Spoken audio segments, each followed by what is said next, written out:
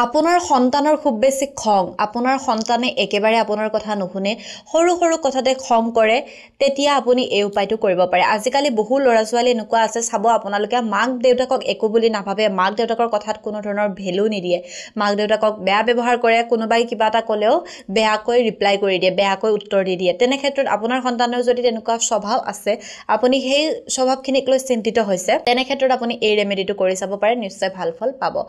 আপুনি যদিহে আপোনাৰ ইউটিউব, ফেচবুক অথবা ইনষ্টা লিগেল আৰু অৰ্গেনিকভাৱে গ্ৰ'থ কৰিব বিচাৰে, আমাৰ লগত যোগাযোগ কৰিব। আপুনি আমাৰ পৰা legal views, legal subscriber, legal followers গোটেইখিনি লিগেল আৰু অৰ্গেনিকভাৱে ল'ব পাৰিব। আমাৰ হোৱাটছএপ নাম্বাৰ 9864808721।